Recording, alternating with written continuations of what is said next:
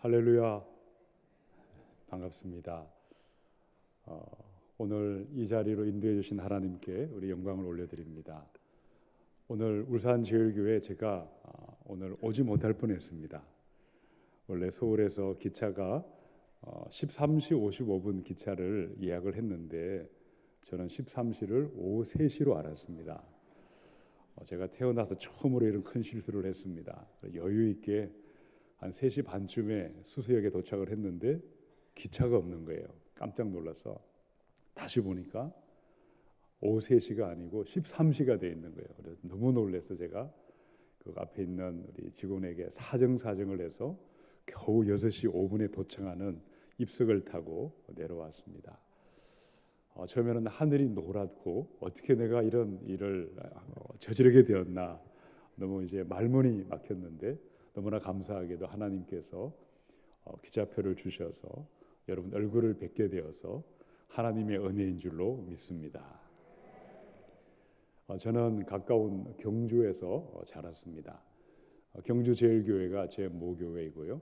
어릴 때 저희 고모님들이 울산의 방어진과 또 신정동에 사셨어요. 그래서 어릴 때 자주 여기 놀러도 오고 했던 그런 교회, 그런 동네가 울산입니다. 가장 친한 친구 목사님이 또 서울에 계신데 그 목사님이 학성고를 나오셨어요.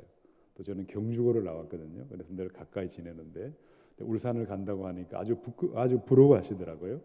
그래서 오늘 우리 김성수 목사님 제가 늦게 신학을 했습니다. 10년 정도 직장 생활을 하고 늦은 나이에 이제 파트로 모학교회로 부임을 이제 가게 되었는데, 그때 목사님께서 우리 목사님으로 이제 계셨는데 저를 아주 너무나 사랑해 주시고 너무나 잘 대해 주셔서 그 은혜를 지금도 늘 감사하고 있습니다. 또 목사님도 이렇게 부족한 저를 또 불러 주셔서 또 귀한 이 저녁 시간에 함께하게 되어서 우리 하나님께 영광을 올려드립니다. 오늘 이 시간 하나님의 은혜가 우리 성도님들에게 임하시고 오늘 말씀을 통해서 교회가 새로워지고 성령의 기름 부음이 임하고 우리 하나님의 영광이 충만한 교회를 함께 세워가시기를 축원합니다. 함께 기도하시고 말씀을 듣겠습니다. 사랑하는 아버지 하나님, 울산제일교를 통하여 이곳에 하나님의 나라가 세워지게 하시고 울산제일교를 통하여 하나님의 새로운 은혜와 새로운 꿈이 이 교회 안에 충만케 하여 주시옵소서. 우리 김성수 위임 목사님 성령으로 기름 부어 주시고 불타는 열정을 부어 주셔서 이 하나님 울산제일교를 통하여 하나님의 영광이 충만케 하여 주시옵소서. 기도하고 있는 이전하는 문제도 여호와 이레로 인도하여 주셔서 가장 귀하고 좋은 곳으로 하나님께서 인도하여 주시옵소서. 하나님, 이 수요일 저녁에 하나님께서 이곳에 이 부족한 종을 세우셨습니다. 말씀을 대언할 때에 하나님 홀로 영광 받아 주시고 우리의 믿음이 하나님 정결하고 거룩한 믿음 되어서 성령의 충만을 받아 귀한 사명을 잘 감당할 수 있도록 하나님 은혜 베풀어 주시옵소서. 모든 존귀 영광을 성삼위 하나님 홀로 받아 주시옵소서. 예수님의 이름으로 기도합니다. 아멘. 요즘 세상에 가장 사람들이 늘 아침 저녁으로 늘 항상 관심을 가지고 있는 게 무엇이라고 생각하십니까? 부동산이 계속해서 오르고 내리는 문제, 또 주가가 출렁출렁거리는 문제, 결국은 먹고 마시는 경제 문제, 생계 문제가 가장 큰 문제다 할 수가 있습니다. 우크라이나의 전쟁이 발발해서 세계적인 대공황이 지금 도래하고 있습니다. 특별히 금리가 아주 가파르게 상승하고 있습니다. 빚을 내어 사업을 하시던 분들, 또 빚을 내어서 집을 장만한 분들이 너무나 힘든 시간들을 보내고 있습니다. 그런데 아무리 생각해도 이 경제 문제보다 더 심각한 문제에 더 우리 피부로 와닿는 더 본질적인 문제가 있다면 무엇이라고 생각하십니까? 다 마스크를 쓰고 계시죠? 이 코로나 팬데믹의 문제가 큰 우리 가운데 어려운 문제로 여전히 남아 있습니다. 우리 코로나19라고 부르고 있죠. 2019년 12월 30일에 중국 우한에서 최초의 확진자가 나왔습니다. 그리고 정확하게 한 2년 9개월 정도가 2년 10개월 정도가 흘렀습니다. 2022년 9월이니까 한 달 전이죠. WHO 공식 통계의 숫자를 살펴보았습니다. 한 명의 코로나 확진자로 인해서 지금 몇 명이 전 세계에 확진이 되었을까요? 전 세계 공식 통계는 6억 5,500만 명이다라고 되어 있습니다. 근데 나라마다 다 축소 보도를 하고 있고요. 또 정확하게 통계 잡히지 않는 숫자까지 감안을 하면 미국의 CNN 방송은 미국에는 공식 통계보다 6배나 7배가 더 많다고 이야기를 하고 있습니다. 6억 5천이 전 세계 공식 통계라면 곱하기 6배, 7배를 하면 전 세계 지금 약 80억에 육박하는 인구 가운데 한 35억에서 40억 명이 해당하는 약 절반의 인구가 코로나에 확진당한 사람이다 할 수가 있습니다. 대한민국도 마찬가지죠. 우리 집에도 반 정도는 코로나 걸렸고 반 정도는 아직은 걸리지 않았다. 이것이 오늘의 모습입니다. 자, 앞으로 어떻게 될까요? 이 코로나 팬데믹이 시간이 지나가면 어떻게 될지 두 가지의 큰 견해들이 지금 나타나고 있습니다. 인류는 코로나 팬데믹을 이겨낼 것이다. 새로운 도약과 부흥의 새 시대를 맞이할 것이다. 낙관론을 주장하는 사람들이 있지만 또 어떤 사람들이 있을까요? 이제 시작에 불과하다는 사람들이 있습니다. 새로운 전염병이 계속해서 또다시 나타날 것이다. 더욱더 기승을 부리게 될 것이다. 비관론도 존재하고 있습니다. 지금 2022년입니다. 2032년 10년이 되고 또 20년이 지나가고 앞으로 많은 세월이 지나갈 때 우리 인류의 모습은 어떻게 변해갈 것인가? 우리가 멀리 내다보면 언제나 두 가지의 양극단의 세계관, 가치관이 충돌하고 있습니다. 여러분, 유발 하라리는 사람을 혹시 이야기를 들어보셨습니까? 세계적인 베스트셀러인 사피엔스라는 책을 쓴 저자입니다. 유발 하라리는 이런 말을 했습니다. 40억 년의 세월을 보내는 동안에 이 지구상의 모든 생명체는 자연 선택 법칙에 의해서 진화의 진화를 거듭하였다. 어떤 지적인 창조자에 의해 설계가 된 생명체는 단 하나도 존재하지 않는다. 그런 무신론자입니다. 철저한 무신론자인데 그는 미래의 인간들은 지금 우리가 앉아있는 우리 오늘의 인간들보다 더욱더 컴퓨터가 업그레이드 되듯이 업그레이드 되는 시대가 올 것을 이야기하고 있습니다. 점점 인간은 진화될 것이다. 의학기술은 비약적으로 발전할 것이고 인간의 수명은 연장될 것이고 마침내 인간의 감정까지도 통제하게 되고 마침내 인간들의 유토피아가 도래할 것을 주장하고 있습니다.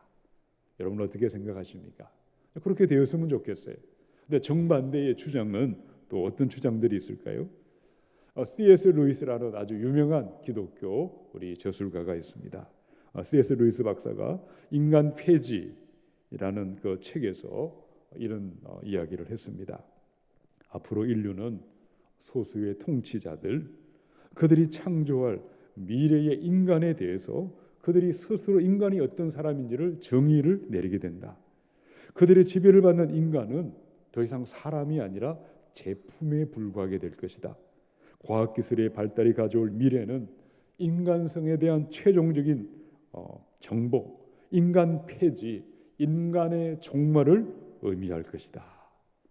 진화론과 정반대를 믿는 창조를 믿는 그리스도인들은 무엇을 우리가 우려하고 있습니까? 과학기술의 발달은 좋은데 하나님이 없는 과학기술의 발달, 하나님이 없는 인간의 모든 지식은 때가 되면 가면 갈수록 소수의 뛰어난 엘리트 인간들이 수많은 인류를 노예처럼 부려먹게 될 것이고 새로운 엘리트주의 세상이 도래할 것을 우려하고 있습니다. 요한계시록에 이것을 바로 적그리스도라고 우리는 이야기하고 있습니다. 여러분, 사람들이 인정을 하든 인정하지 않든 사람들은 언제나 두 가지 가치관을 가지고 살아가고 있습니다.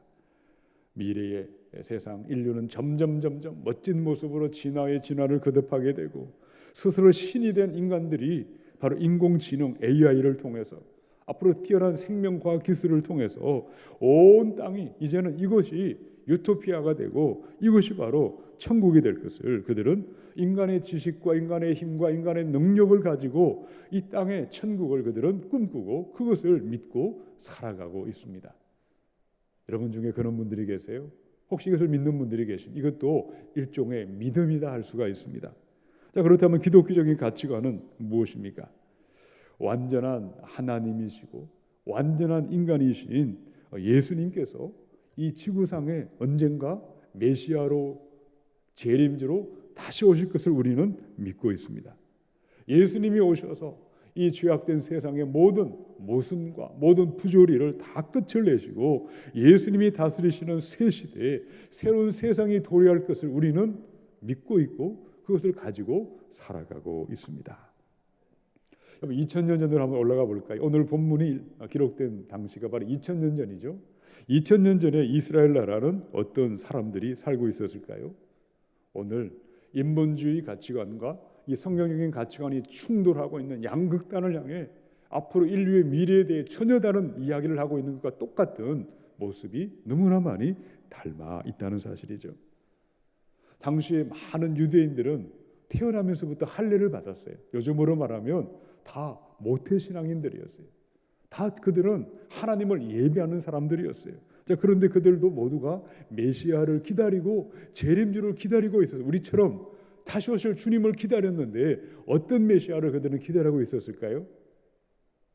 자신의 죄악과 온갖 어둠의 굴레에서 그들을 구원해 줄 그런 메시아를 원하지 않았어요. 그들이 기다렸던 메시아는 먹고 입고 우리에게 누리고 그런 경제적인 문제, 이 물질의 문제를 채워줄 끊임없이 오병의 기적을 매일매일 베풀어주는 정말 그들은 그런 왕을 기다리고 그런 메시아를 그들은 기다렸어요. 또 어떤 메시아를 기다렸죠? 로마의 압제와 로마의 그런 모든 그런 제국의 다스림에서 자신들을 해방해줄 정치적인 메시아를 그들은 기다렸습니다. 결코 예수님을 그리스도로 믿지 않았어요. 지금도 그들은 예수님을 그리스도로 믿지 않고 있습니다. 그러나 오늘 이 자리에 계신 우리 저와 여러분은 무엇을 믿고 무엇을 우리는 바라보고 있습니까? 2000년 전에 오신 사람으로 오셨고 목수의 아들로 오셨고 그는 십자가에 달려 죽으시고 3일 만에 살아나신 그리고 부활하신 그분을 우리는 그리스도 진정한 메시아로 믿고 그분이 다시 오심을 믿는 이 믿음을 가지고 오늘도 저와 여러분은 하루하루의 길을 걸어가는 줄로 믿습니다. 여러분, 예수님만이 인류의 모든 죄악과 인류의 모든 부조리와 모든 모순과 모든 어둠과 눈물 나는 이 모든 이 땅의 것을 끝장을 내시고 진정한 사랑과 정의가 다스리는 영원한 하나님의 나라, 정말 사람이 살만한 진정한 유토피아를 만드시기 위해 이 땅에 오시는 분은 바로 진정한 그리스도는 예수님인 줄로 믿으시기 바랍니다. 그 믿음을 정말 누가 어떤 말을 하더라도 요동하지 않고 확신한 믿음을 가지고 이 성경에 기초하여 예수만이 그리스도요 구주요 세상의 메시아로 오심을 우리가 믿고 확신하고 나아가셔서 주님 오실 그때에 온 땅에 새로운 세상이 올 때에 우리 모두는 우리 하나님 앞에 영광의 모습으로 정말 찬란한 믿음의 사람들로 우리 한 분 한 분이 나타나시기를 우리 주님의 이름으로 축원합니다. 자, 오늘 성경을 통해서 어떻게 우리가 주님 오실 그때에 다시 오실 예수님 영광의 모습으로 멋진 믿음의 모습으로 교회를 새롭게 하고 하나님의 나라를 세워가고 영혼 구령의 열정을 가지고 불타는 소명 가운데 살다가 우리 주님을 영광 가운데 맞이할 수가 있겠습니까? 우리 첫 번째 말씀을 함께 읽어보겠습니다. 여러분 15절에 있는 말씀을요 우리 한번 같이 자막이 있네요. 읽어보겠습니다. 시작. 백성들이 바라고 기다림으로 모든 사람들이 요한을 혹 그리스도신가 심중에 생각하니. 여기까지입니다. 2000년 전에 이스라엘 땅에 있는 사람들이 메시아가 오기를 기다렸어요. 재림주를 기다렸어요. 예전에 1990여 년 다미 선교에서 그토록 기다렸던 것처럼 그들도 기다렸는데 그런데 그들이 기다렸던 메시아가 그들 혹시 세례 요한이 아닐까 그런 생각을 하기 시작을 했어요. 왜 세례 요한을 메시아로 그리스도라고 그들은 생각하게 되었을까요? 이스라엘 역사를 쭉 돌아보면 말라기 이후에 이 400년의 세월 동안에 그 땅에 선지자 같은 선지자가 나타나지 않았어요. 그런데 때가 되었는데 바로 유대 광야에 세례 요한이 등장을 했어요. 아주 거룩하고 성결한 삶을 살았습니다. 놀라운 말씀을 대언했고 여동강에서 죄사함을 받는 물로 세례를 베푸는 놀라운 일을 행하였기에 많은 사람들이 저 사람이 우리가 기다리는 메시아요 그리스도인가 보다, 로마에서 우리를 해방시켜주고 우리의 먹고 마시는 문제를 해결해주는 진정한 메시아 그리스도가 세례 요한이라고 그들은 생각하기 시작을 했습니다. 자, 그런데 세례 요한이 자기 입으로 어떤 말을 했을까요?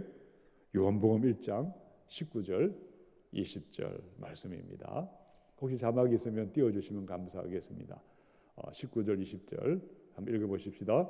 유대인들이 예루살렘에서 제사장들과 레위인들을 요한에게 보내어 네가 누구냐 물을 때에 요한의 증언이 이러하니라.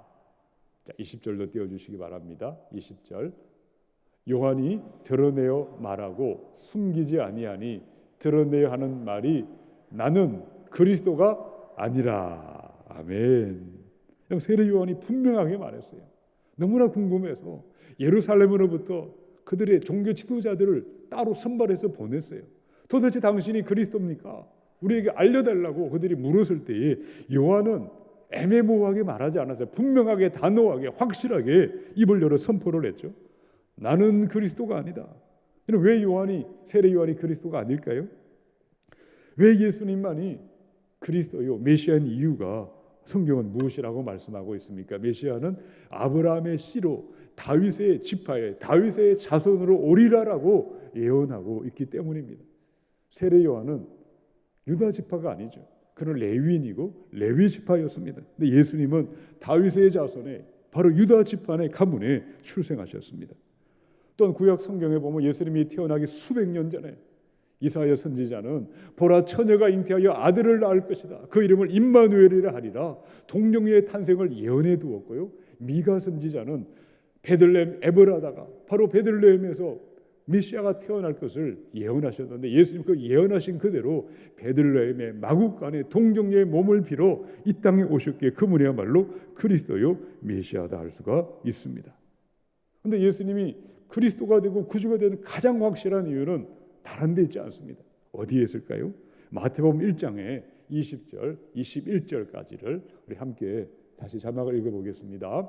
이 일을 생각할 때에 주의 사자가 현몽하여 이르되 다윗의 자손 요셉아 내 아내 마리아 데려오기를 무서워하지 말라. 그에게 잉태된 자는 성령으로 된 것이라.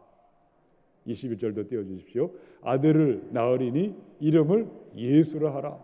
이는 그가 자기 백성을 그들의 죄에서 구원할 자이심이라 하니라. 아멘. 메시아 그리스도 구원자의 가장 확실한 성경이 말하는 메시아됨의 증거는 무엇입니까? 매일매일 자고 일어나면 산더미처럼 먹을 것이 쌓여 있고 원하기만 하면 모든 소원을 들어주는 그런 분을 메시아라고 성경은 결코 말하고 있지 않아요. 사탄 마귀가 예수님께 내게 엎드려 절하라 그러면 돌이 떡이 되게 하고 이 모든 것들을 말한 것은 바로 귀신이 말하고 사탄이 말한 그런 메시아로 사람들은 기다리고 있지만 성경이 말한 성경에 기록한 메시아됨의 가장 확실한 증거는 우리의 죄에서 우리를 구원할 자, 온갖 죄악의 굴레에서 우리 죄악을 끊으시고 죄에서 자유함을 주는 그분이야말로 속죄함을 받게 하는 그분이야말로 진정한 그리스도요 메시아이심을 믿으시기 바랍니다. 메시아의 가장 중요한 사명은 우리 죄를 위해서 영원히 죽을 죄인들을 위하여 죽으시고 부활하셔서 그분의 피로 말미암아 구원할 그분이야말로 진정한 그리스도요 메시아이심을 믿으시기 바랍니다.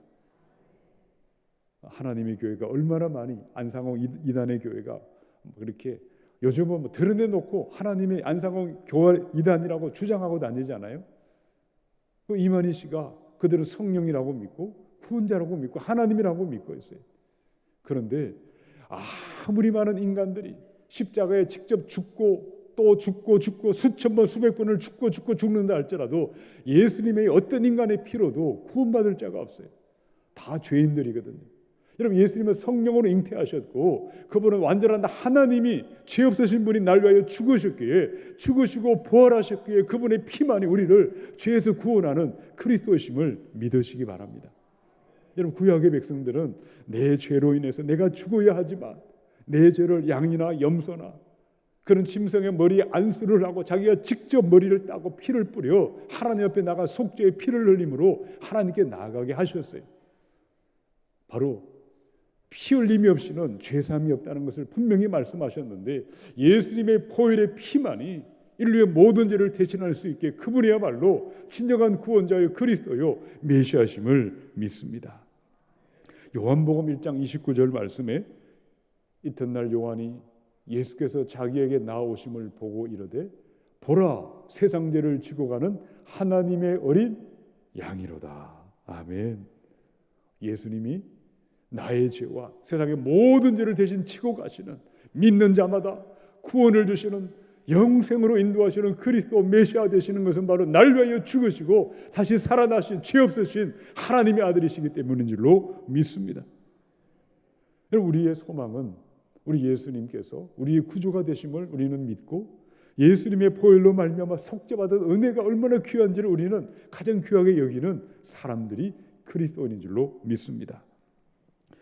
금년 한 해 시작할 때 모 일간지에서 대한민국 사람들을 대상으로 2022년 당신의 소원이 무엇입니까? 당신 올 한 해 무엇을 원하십니까를 설문조사를 했는데요, 가장 많이 나온 첫 번째, 두 번째 대답이 무엇일까요? 두 번째 많이 나온 대답은 새해에 코로나 바이러스가 사라지게 해주세요. 이것이 가장 두 번째 많이 나온 답변이에요. 첫 번째 가장 많이 나온 답변은 뭘까요? 당신의 소원은 무엇입니까? 2022년에 우리 가족 모두 건강하게 해주세요. 얼마나 정말 가슴에 와닿는 그런 소원을 이야기를 하셨어요. 또 그 외에 새해 직장에 취업하게 해주시고, 좋은 사람 만나 결혼하게 해주시고, 우리 자녀들이 대학에 합격하게 해주시고, 새해에는 재물의 복이 생겨서 많은 돈을 벌게 해주세요. 사람들마다 이런 소원을 안고 새해를 시작하고 벌써 어느덧 10월의 중순이 향해 나아가고 있습니다. 여러분, 어떤 희망을 안고 어떤 기대를 안고 한 해를 시작하시고 10월의 중순을 맞이하고 있으십니까? 우리도 이 땅에 있는 사람들과 똑같은, 별로 다를 바 없는 그런 희망과 그런 기대와 그런 소원을 안고 살아가고 있을 줄 압니다. 우리 가정에도 건강이 필요합니다. 우리 가정에도 재물이 필요하고, 우리 가정에도 자녀들이 좋은 대학 들어가기를, 직장에 들어가기를 누구나 원하고, 우리가 세상에도 잘 되고 행복한 그런 기대를 안고 우리 하루하루를 살아가고 있지 않습니까? 그런데 예수 믿는 그리스도인 저와 여러분이 세상 사람과 다른 결정적인 차이가 한 가지 있습니다. 우리는 인본주의나 진화론의 세상의 가치관을 따라가지 않습니다. 우리는 성경의 가치관을 믿는 하나님 중심의 가치관을 가진 사람들이 그리스도인들입니다. 우리의 진정한 소원이 무엇이 될 때 우리가 진정 예수님을 구주로 믿는 사람이고 하나님 앞에 설 때에 영광 가운데 나타날 것을 성경은 분명하게 말씀하고 있으십니다. 그것이 바로 마태복음 6장의 33절 말씀입니다. 함께 읽습니다. 그런즉 너희는 먼저 그의 나라와 그의 의를 구하라. 그리하면 이 모든 것을 너희에게 더하시리라. 아멘. 여러분, 이 말씀이 여러분의 마음에 부딪혀 오시기 바랍니다. 이 말씀을 정말 듣고 충격을 받으셔야 돼요. 아, 정말 이 말씀이 맞을까? 정말 이렇게 하나님을 먼저 구하고 하나님 앞에 내가 먼저 헌신하고 하나님 앞에 나아가면 내가 원하는 돈이나 물질이나 건강이나 자녀나 이 모든 것이 과연 다 채워주시고 다 복을 내려주실까? 여러분, 정말 그것이 사실인 줄로 믿으시기 바랍니다. 저는 이 말씀 앞에 주저주저했습니다. 왜냐하면 저는 대학을 들어갈 때 돈을 많이 벌고 싶어서 경제학과를 갔습니다. 그리고 대학을 졸업하고도 우리나라의 그런 재벌에 하는 그런 회사에 그런 금융기관에 또 들어갔어요. 어떻게 하면 돈을 많이 벌까? 이것이 저의 꿈이었어요. 그런데 그때도 물론 어릴 때부터 교회를 다녔죠. 열심히 교회도 다니고 신앙생활도 하지만 내 꿈은 그것이 아니었어요. 그런데 이 말씀 앞에 다시 한번 내 자신을 돌아볼 때 정말 하나님 중심으로 내가 직장생활도 하고 하나님 중심, 하나님 나라를 먼저 구하는 삶을 살면서 행할 때 과연 이 모든 것을 채워주실까? 이 말씀 앞에 제 자신 한번 돌아보고 하나님 앞에 내 자신을 자문하게 되었습니다. 오늘 이 말씀이 진정 하나님의 말씀이고 이 말씀을 그대로 믿고 순종하는 자에게는 약속의 말씀의 축복이 임하게 될 줄로 믿습니다. 하나님의 나라를 구하는 것은 어떻게 사는 것일까요? 하나님의 의를 구하는 것은 어떻게 사는 것일까요? 다른 데 있지 않습니다. 죄사함 받는 속죄함의 은혜, 예수의 보혈로 내 영혼이 죄사함 받고 오늘 밤 이 땅을 떠날지라도 천국 갈 수 있는 이것이 나의 가장 최고의 기쁨이 되고 최고의 내 삶의 생각만 해도 마음이 그냥 흐뭇해지고 자다가도 벌떡벌떡 일어날 수 있는 나의 최고의 기쁨이 되는 그 사람이 바로 먼저 하나님의 나라를 구하고 하나님의 의를 구하는 사람인 줄로 믿으시기 바랍니다. 나 속죄함을 받은 그 찬송처럼 속죄함 받은 은혜가 너무나 감사하고 너무나 좋아서 죄사함 받은 그것보다 더 좋은 것이 없어서 우리 주님 앞에 그 은혜에 감사하고 날마다 예배하며 하나님을 구하고 나가는 그 사람들에게 나머지 모든 것은 하나님이 채워주시는 줄로 믿으시기 바랍니다. 요한 3서 1장 2절에도 이런 말씀이 있죠. 함께 읽어보십시다. 사랑하는 자여 내 영혼이 잘됨같이 네가 범사에 잘되고 강건하기를 내가 간구하노라. 아멘. 여러분의 자녀들, 사업과 하시는 모든 일들이 만사형통하시고 다 잘 되시기를 축원합니다. 그런데 오늘 요한이 어떤 말을 했을까요? 모든 범사가 잘 되는데 먼저는 뭘 말했죠? 내 영혼이 잘된 같이 우리의 영이 살아있고 우리 영이 하나님을 사랑하고 속죄받은 은혜를 감사하고 경제적인 문제, 수많은 문제가 있지만 우리 주님으로 말미암아 예수의 피로 말미암아 속죄함 받은 그 은혜와 그 사랑을 늘 감격하고 살아가는 그 믿음을 붙들고 나아갈 때에 하나님은 내 영혼이 잘되게 하시고 범사가 잘되게 하는 복은 저절로 우리에게 임하게 될 줄로 믿으시기 바랍니다. 저는 힘들고 어려울 때마다 늘 묵상하는 말씀이 있습니다. 목회하다 보면 힘든 일이 참 많거든요. 오해받을 때도 많습니다. 그런데 그때마다 늘 묵상하는 말씀이 시편 말씀이에요. 시편 1편부터 150편까지 쭉 그냥 그 자리에서 시편 전체를 그냥 묵상하고 듣고 그렇게 있습니다. 여러분 시편을 묵상하다 깨닫는 놀라운 사실이 있어요. 여러분 시편을 보면 그 다윗이 쓴 시편이 대부분이거든요. 근데 다윗을 해코지하고 악한 말로 참소하고 죽이려 하고 온갖 악을 도모하고 작당하고 이 모든 사람들이 수많은 악인들이 있어요. 근데 가만 생각해 보니까 그 악인들이 다 모태신앙인들이더라고요. 그걸 깜짝 놀랐습니다.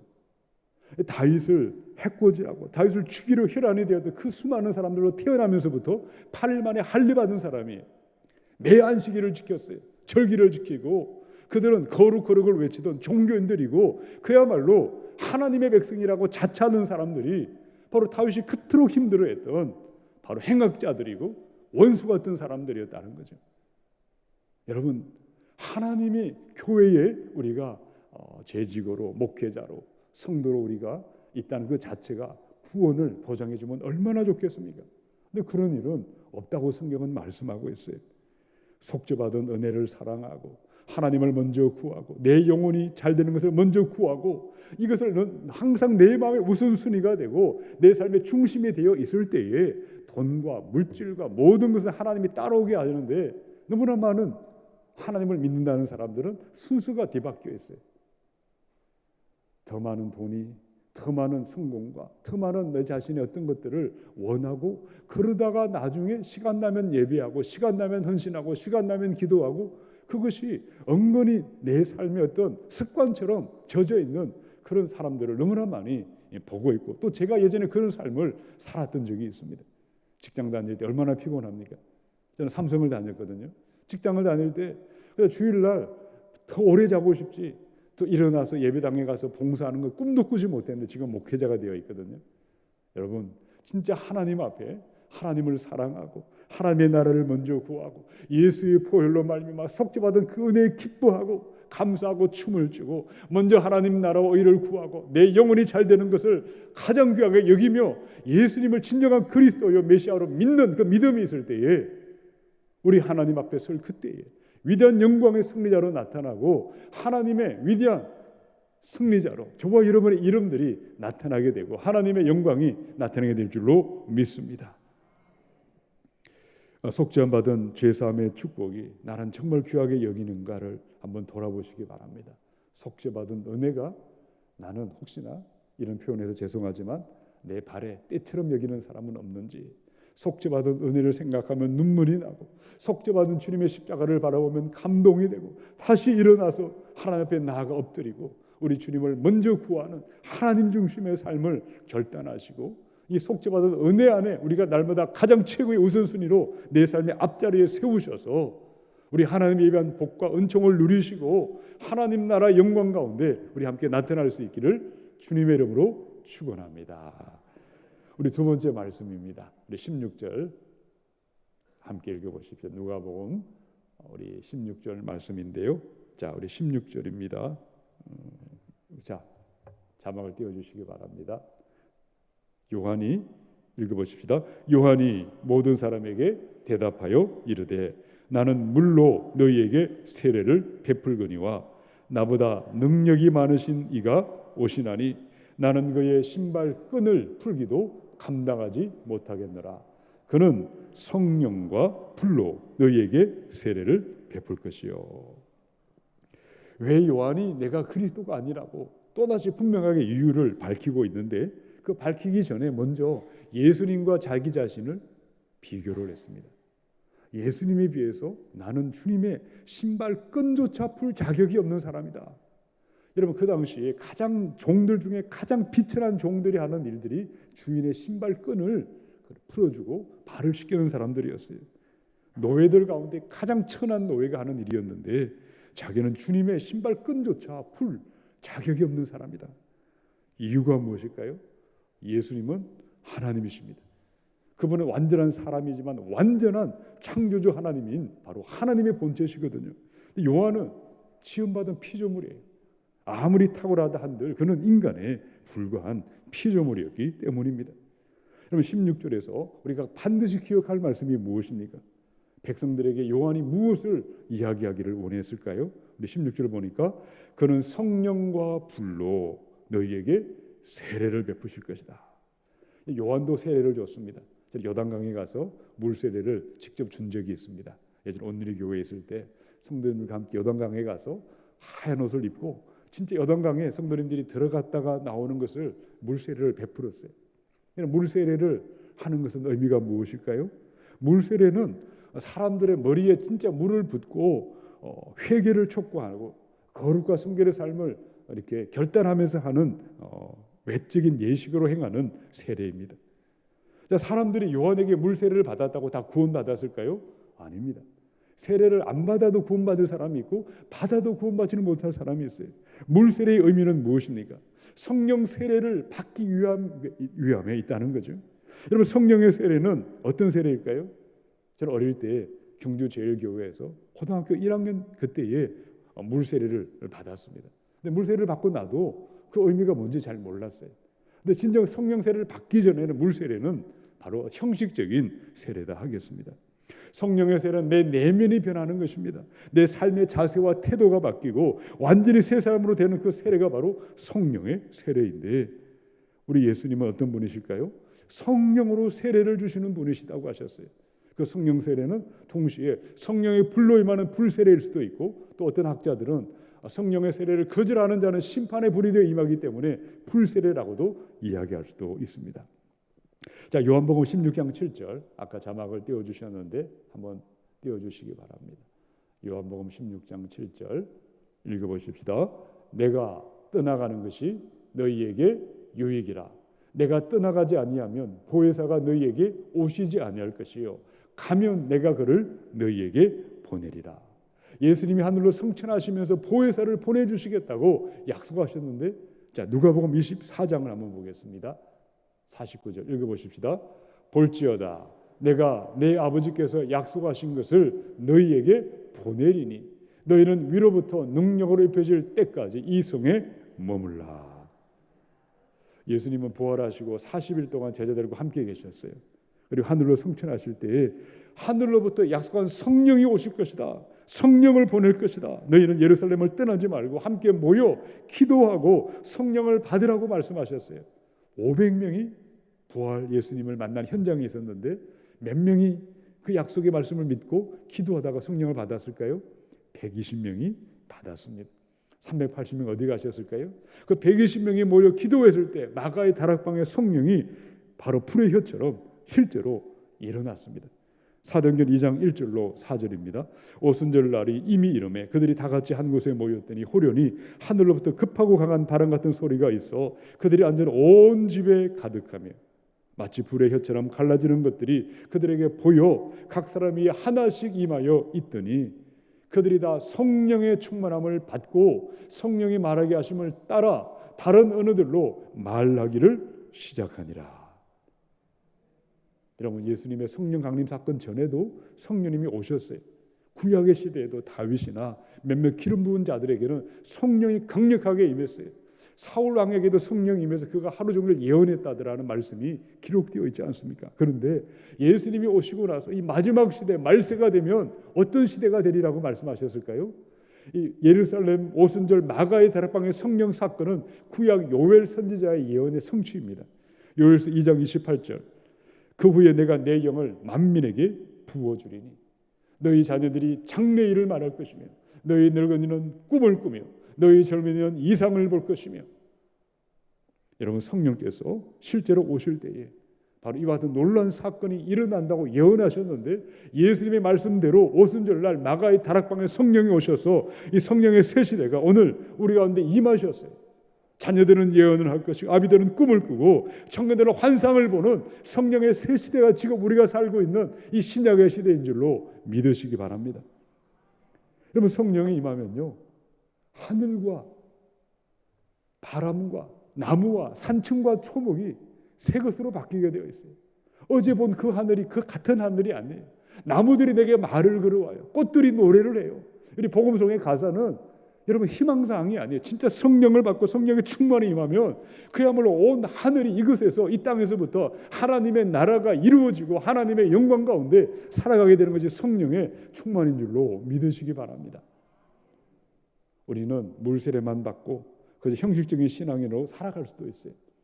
또 성령이 충만할 때도 있고 냉랭할 때도 있지만 늘 지속적인 성령의 충만이 임할 때에 내가 하늘에 있는지 땅에 있는지 구름 위를 걷는 것 같은 성령의 임재 가운데 살아가는 역사는 지금도 실제가 되어 성령의 그 모든 사건들은 이루어지는 줄로 여러분 믿으시기 바랍니다. 한 독일 청년의 다큐멘터리를 본 적이 있습니다. 아마 우리 아들, 딸들, 우리 청년들의 이야기일 수가 있습니다. 그는 어릴 때 유아 세례를 받았습니다. 1년에 교회를 한 번 출석을 하는 청년이었어요. 성인이 되면 자칭 이제 자기가 앞으로 어떻게 살 것을 결정하게 되어 있어요.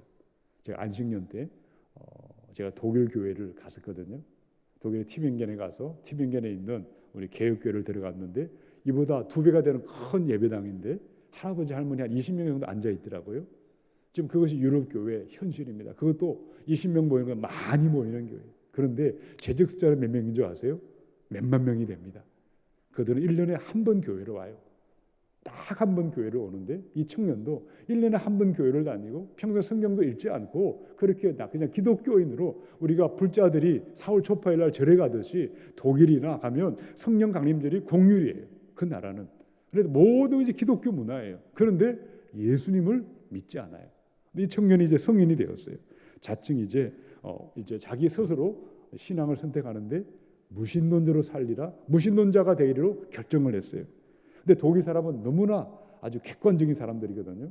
내가 평생을 무신론자로 살 텐데 그렇다면 마지막으로 내가 성경을 한번 읽어보고 진짜 내 평생 무신론자로 사는 게 맞는지 한번 따져보겠다는 그런 마음이 들기 시작했어요. 그리고 이 청년이 그래서 무신론자로 본격적인 삶을 살기 전에 성경을 이렇게 펴서 이렇게 쭉 읽기 시작을 했어요. 자, 어떤 일이 벌어졌을까요? 창세기부터 한 장 성경을 읽어가는데 성경의 이야기가 캐캐묵은 옛날 이야기인 줄 알았는데 그게 아니라는 것을 깨닫게 하셨어요. 시대를 초월하여 모든 사람에게 진리라는 말씀인 것을 진리의 말씀임을 깨닫게 하셨어요. 그리고 마침내 이것은 사람의 말이 아니다, 하나님의 말이라는 생각까지 이르게 되었습니다. 그는 마침내 무엇을 결단을 하게 되었습니까? 그는 무신론자의 삶을 살기로 했다가 무신론자의 삶을 살아갈 수가 없었어요. 앞으로 내가 그리스도인이 되면 그 독일이라는 나라가 기독교 국가임에도 불구하고 많은 핍박과 반대가 있을 것을 알았음에도 불구하고 사회적인 편견 또한 너무나 잘 알고 있었음에도 불구하고 믿지 않는 사람들 앞에 당당하게 나는 예수 믿는 그리스도인이 되겠다고 믿음을 고백하게 되었습니다. 이제 나는 내 모든 삶을 결정할 때 성경 말씀의 기준을 따라서 결정하고 살아가겠다, 그리스도인의 삶을 선택하게 되었다는 것을 그 다큐멘터리 안에 청년이 이야기를 하고 있습니다. 여러분, 이 청년에게 도대체 무슨 일이 있었을까요? 성령님께서 청년에게 임하셨기 때문입니다. 어릴 때 물세례를 받고 오랜 세월 형식적인 교인으로 살았지만 이 청년을 변화시킨 것은 아무개 목사가 아니고 어떤 대단한 사건이 아니었어요. 성경을 읽을 때에, 성경 말씀을 읽을 때 성령님이 그 마음을 움직여 주셨어요. 성령이 그 안에 들어왔기에 말씀을 읽을 때 내가 죄인인 줄 알고 죄를 미워하고 예수님을 살아계신 하나님으로 영접함으로 말미암아 그는 하나님 나라의 백성이 되고 살아있는 그리스도인이 된 줄로 믿습니다. 오늘 이 밤에 여러분에게 한번 묻고 싶습니다. 나는 과연 정말 성령으로 거듭난 그리스도인이 되었는지, 아니면 형식적인 그런 그리스도는 아닌지, 물세례만 받은 사람이고 성령의 불세례를 받지 않은 그런 사람은 아닌지, 마치 불자들이나 다른 종교를 믿는 사람들처럼 일종의 종교인으로 살아가고 있지는 않은지를 한번 돌아봐야 하겠습니다. 우리 주님께서 오늘 이곳에 계신 한 분 한 분에게 성령의 불세례를 베풀어 주셔서 여러분이 성령의 충만을 받으셔서 하나님 나라 영광 가운데 나타나시고 하나님의 교회를, 영광스러운 교회를 세워가시고 온 땅에 생명 살리는 사람들로 나타나시기를 원합니다. 사도행전 2장에 그 비밀을 말씀하고 있습니다. 37절 38절 읽어보십시다. 그들이 이 말을 듣고 마음에 찔려 베드로와 다른 사도들에게 물어 이르되 형제들아 우리가 어찌할꼬 하거늘 베드로가 이르되 너희가 회개하여 각각 예수 그리스도의 이름으로 세례를 받고 죄 사함을 받으라. 그리하면 성령의 선물을 받으리니. 아멘. 성령님은 거룩한 분이십니다. 성결의 영이세요. 우리 가운데 가고 싶어도 내가 죄를 사랑하고 죄를 가까이 하고 늘 죄 가운데 젖어 살면 성령님이 탄식하시고 내 안에 역사하실 수가 없으십니다. 진정으로 우리가 십자가 앞에 나아갈 때마다 매일매일 우리의 죄를 미워하고 애통해하고 진정한 회개의 열매를 맺을 때에 성령이 나를 주장하셔서 나를 다스려 주셔서 성령의 세례를 받은 그리스도인들로, 살아있는 그리스도인들로 나타나게 될 줄로 믿으시기 바랍니다. 새벽마다 기도할 때 새벽 예배를 마치고 강대상에 올라가서 기도하거든요. 그때 늘 성령님께서 저는 기도할 때 하나님 저의 죄와 허물이 무엇인지 깨닫게 해주시기를 늘 기도할 때 말씀해 주실 때 회개하고 또다시 회개하고 계속 그것을 나아가도록 만들어주세요. 거룩과 성결에 죄사함 받은 속죄하기 받은 은혜를 감사하고 그 속죄받은 은혜가 계속 간직하기 위해서 회개하는 삶을 계속해서 진정한 회개 자리로 나아가지 아니하면 성령님 우리 가운데 역사하실 수가 없으십니다. 한때는 역사하실 수가 있죠. 지속적으로 계속해서 우리를 통해 성령의 역사가 나타나고 생명 살리는 하나님의 영광 나타나기 위한 비밀은 오로지 회개에 있음을 믿으시기 바랍니다. 회개하면 살아날 수 있어요.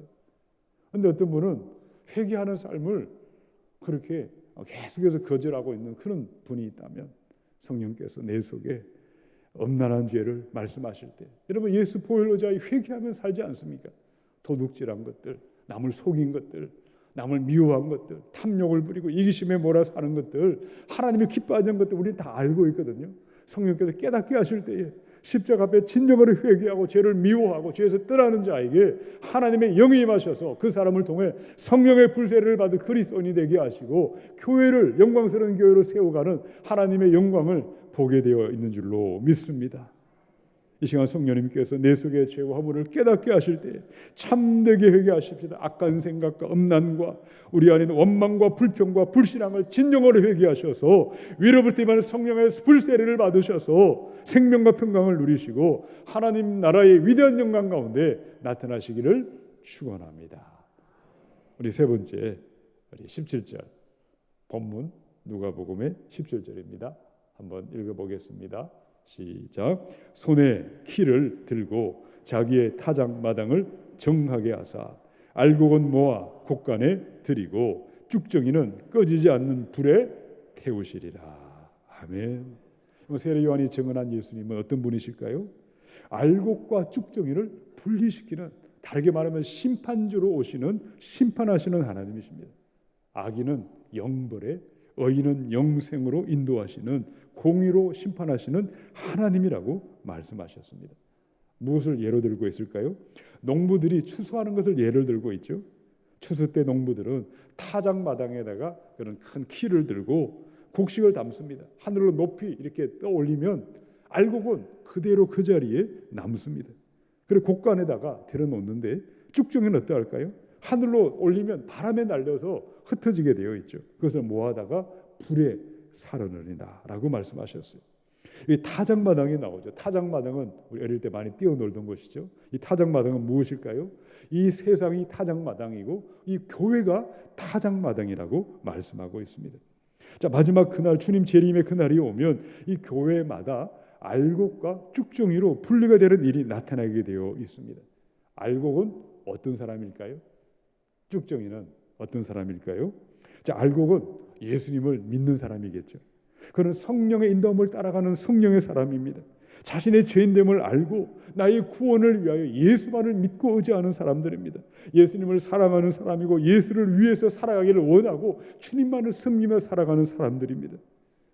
성경을 유일한 내 신앙의 길잡이로 알고 내 속에 있는 죄를 철천지 원수로, 불구대천의 원수로 미워하고 하늘의 본향을 향해 나그네 길을 걸어가는 사람이 알곡의 그리스도인들입니다.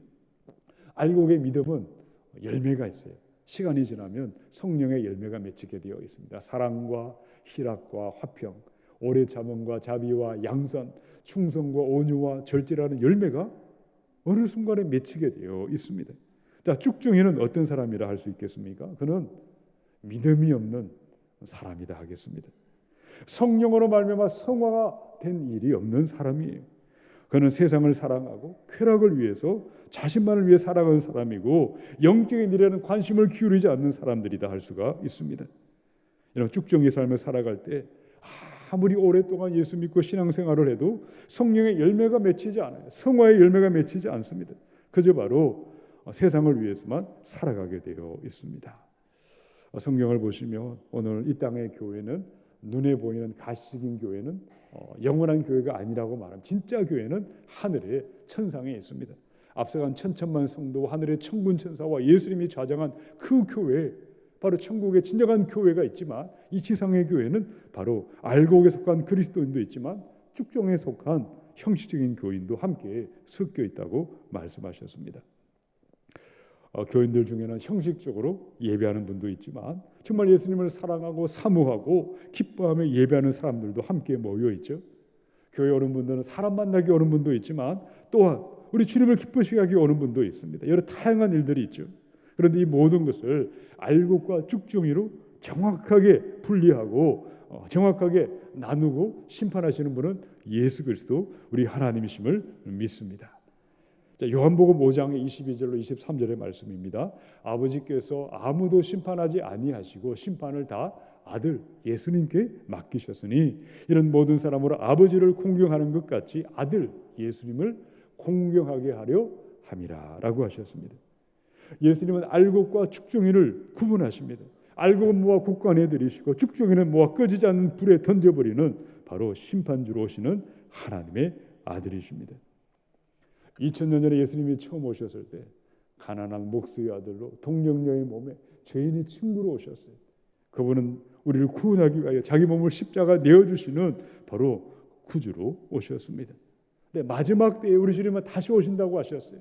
하늘 구름을 타고 승천하신 예수님, 하늘 올라가신 그대로 내가 다시 오리라고 하실 때에, 마지막 때에 우리 주님은 어떻게 오리라고 말씀하고 있을까요?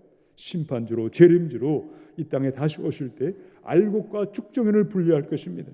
그제 진짜 교회가, 완전한 교회가 나타나게 되어 있다고 성경은 말씀하고 있습니다. 여러분, 계시록의 22장 10절 12절까지 읽어보십시다. 또 내게 말하되 이 두루마리의 예언의 말씀을 임봉하지 말라. 때가 가까우니라.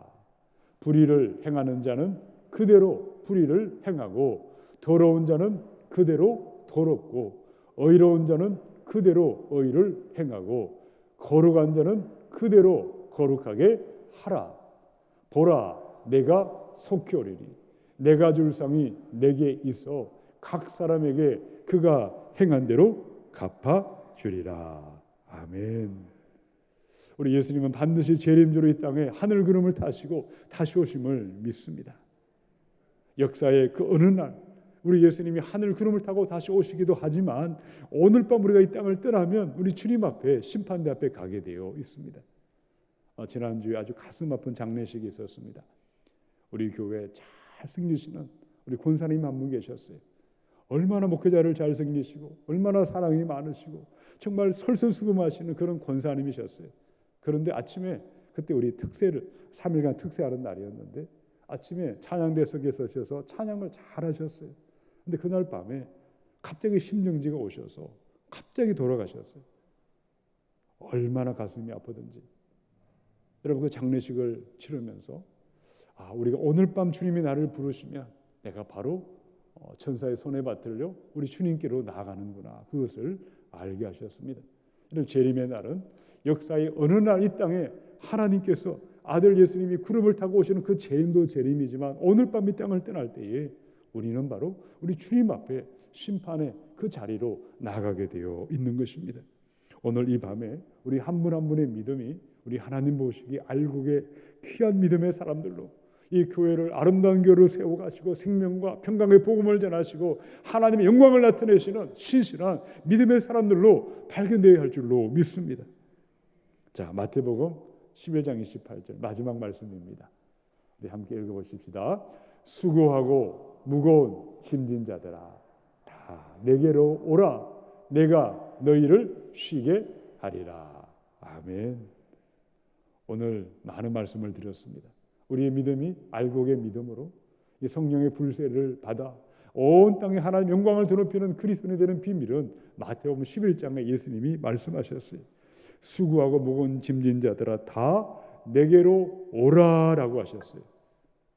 예수님께. 그러면 우리 목사님 오늘 말씀을 하셨는데, 우리 자연교회도 이제 10월 말에 새생명 초청 전도 잔치를 하거든요. 저희는 좀 약간 엄하게 해서 그날 하루 오는 것이 아니고 그날부터 계속 오도록 그렇게 제가 강력하게 이야기하고 있는데, 한번 오는 것이 아니라 내게로 오라는 것은요, 현재 시제로 되어 있어요.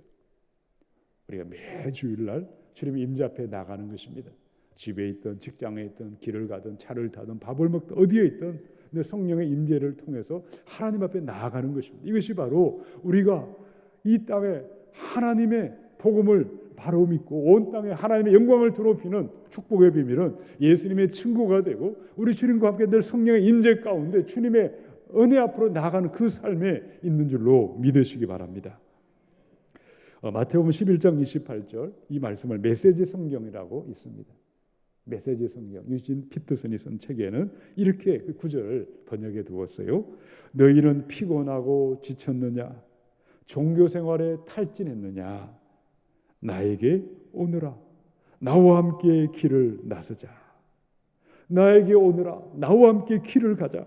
너희 삶은 회복될 것이고 제대로 쉬는 법을 가르쳐 주겠다. 우리는 주님과 함께 길을 가는 사람들입니다. 믿음의 여정은 여러분 100m 경주가 아니고 마라톤 경주를 하는 것입니다. 우리에게는 세 가지 구원이 있어요. 예수를 믿었던 그때에 우리가 죄사함 받았던 그 속죄함 받았던 칭의의 구원이 있습니다. 예수 피를 뿌린 자들, 예수 보혈의 옷을 입는 자에게는 누구나 은혜에 의하여 너는 구원받았다고 의롭다고 인쳐주시는 칭의의 구원을 받았기에 믿음의 길을 걸어가고 있지만 그것은 처음의 시작에 불과합니다. 매일매일 내 속에 혈기가 올라올 때마다 십자가의 못을 박을 때 우리는 부활의 영광 가운데 나아갈 수가 있습니다. 자기를 부인하는 사람, 나는 날마다 죽노라고 바울이 고백하지 않았습니까? 내 속에 혈기와 내 개인적인 주장과 나의 어떤 욕심이 올라올 때에 나는 십자가에 주님과 함께 죽었다는 자기 부인의 삶을 우리가 살아가는 것이 바로 매일매일 주님의 임재 앞에 나가고 주님과 함께 믿음의 길을 걸어가는 것인 줄로 믿으시기 바랍니다. 우리는 주님을 끌고 가는 사람이 되어서는 안 되겠죠. 주님이 가는 대로 구름기둥 불기둥을 따라가야 되는 것처럼 나의 주인은 주님이심을 알고 내 삶의 모든 주도권을 하나님께 내어드리고 언제나 시선을 주님께 맞추고 나아가는 삶을 살아가도록 우리를 연단하고 계십니다. 우리가 날마다 예배하고 하나님 임재 앞에 기도 가운데 말씀 앞에 나아갈 때에 그것이 바로 나와 함께 길을 가고 내게로 오는 성화의 길을 걸어가는 성화의 순종을 드릴 때에 바로 그 사람이야말로 세상의 인본주의 가치관이 아니라 진화론의 가치관이 아니라 예수님이 세상의 구세주로 다시 오시고 이 땅에 하나님 나라가 이루어지고 하나님의 위대한 그 나라의 영광 가운데 나타나는 비밀이 바로 주님과 함께 믿음의 길을 순종의 길을 걸어가는 자에게 주어주는 하나님의 축복인 줄로 믿습니다. 우리는 영원한 하나님 영광의 그 나라에 성화의 길로 부름을 받았습니다. 묵묵히 한 걸음 한 걸음 넘어지나 다시 일어나고 주님의 은혜를 의지하여 매일매일 하나님과 함께 동행하며 나와 함께 길을 가는 주님의 임재 앞으로 더 가까이 나가는 그 삶을 끊임없이 지속적으로 매일매일 반복하셔서 이 길을 끊임없이 중단하지 마셔서 우리 모두가 우리 하나님 나라의 위대한 영광 가운데 알곡의 그리스도인들로 교회를 새롭게 하며 우리 주님의 영광을 드높이며 생명을 살리며 온 땅에 복이 되는 살아있는 그리스도인들로 나타나시고 우리 울산제일교회를 위대한 주님의 교회로 세워가시기를 우리 주님의 이름으로 축원합니다. 기도하겠습니다. 이 시간 기도할 때 우리 한 가지만 통성으로 기도하기 원합니다. 아버지 하나님, 우리 믿음이 하나님 나라에 합당한 믿음, 천국 영광 가운데 나타나는 믿음 되기를 원합니다. 나는 돈도 필요하고 물질도 필요하고 많은 것도 필요하지만 그러나 속죄함받은 은혜, 먼저 하나님 나라와 의를 구하고 내 영혼이 잘 되는 것이 가장 귀하다는 것을 내 삶의 우선순위가 되는 그 믿음으로 변화시켜 주시고 진정으로 회개할 때에 음란과 탐욕과 이기심을 이제는 쳐다보지도 않고 십자가에 못 박을 때에 하나님 성령의 불세례가 임하는 그리스도인이 되게 하여 주시고 매일매일 우리 예수님께 임재 앞에 나아가 성령님과 함께 주님의 임재 앞으로 나아가서 주님과 함께 길을 걸어가는 성화의 삶을 걸어가는 그리스도인들이 되어 성령의 불로 말미암아 우리 주님의 몸된 교회를 새롭게 하고 성령의 충만을 받아 생명을 살리며 하나님 영광 드높이는 그리스도인들로 우리를 새로 나게 하여 주시옵소서. 우리 함께 통성으로 기도하겠습니다.